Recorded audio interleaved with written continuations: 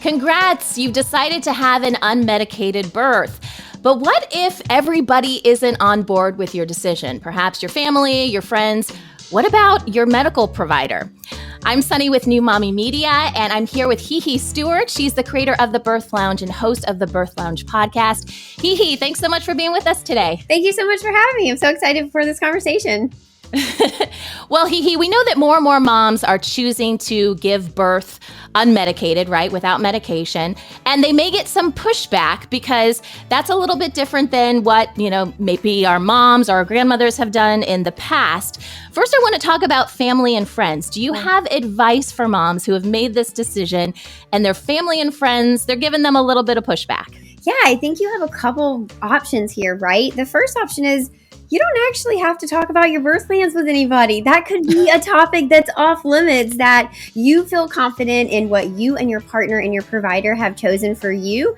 And that's it. The second thing is finding your voice and realizing that exactly what you said, Sunny, things are different than when our parents had children. And so it's okay to be different. And it's okay to say, I respect what you chose and this is what I'm choosing. And I'm so grateful that you're going to respect that for me. Thank you so much. And then the third thing I think is you could take the route of education, because a lot of times when we find some pushback on our birth plans, it's because the people that we're talking to care about us so much, and what we're sharing with them makes them fearful because they don't know. A lot of times people are very uneducated when it comes to birth, and to no fault of their own.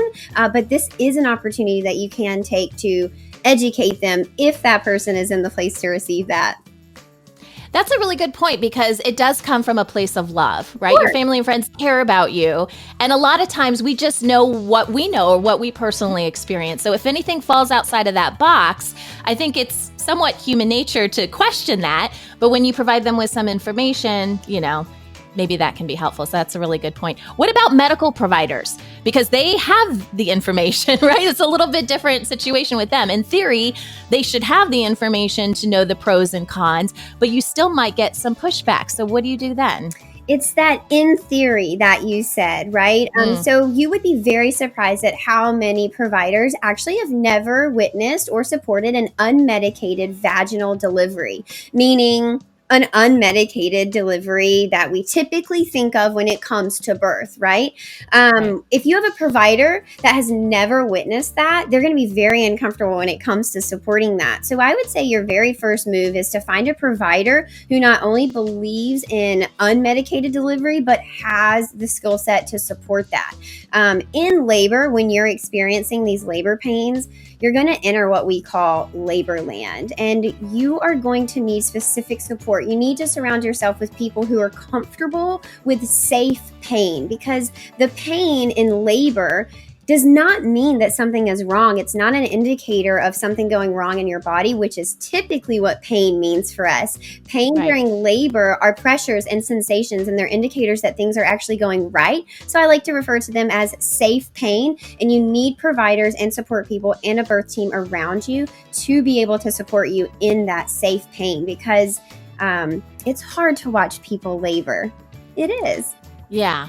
It is. And that should probably be one of the first questions that you do ask your provider, because I think it's important too that we match evenly with our provider. And if that's going to be a sticking point during your whole pregnancy, then that's kind of a problem, right? It is a problem. And I think that we often make it such a personal thing where, well, it may make that provider feel like they're a bad person or they're a bad doctor. That's not exactly what that means. It just means that they're not a fit for you, but there are hundreds of people out there who are a fit for that doctor, or they wouldn't still have a job. So finding a provider who is perfectly aligned with you is crucial when it comes to your birth. And they do exist. They're out there. It may take a little searching, but your perfect provider is out there.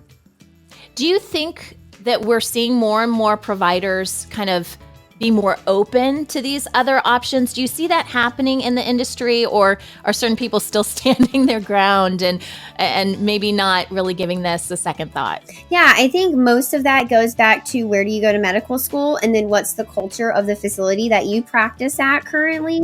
If you are at a birth facility that does a lot of epidurals or has a high C-section rate, then your skill set and the just the opportunities to attend an unmedicated delivery is probably going to be much lower at somewhere who has a low epidural rate and a low C-section rate. It generally indicates that that facility has a higher unmedicated and vaginal delivery.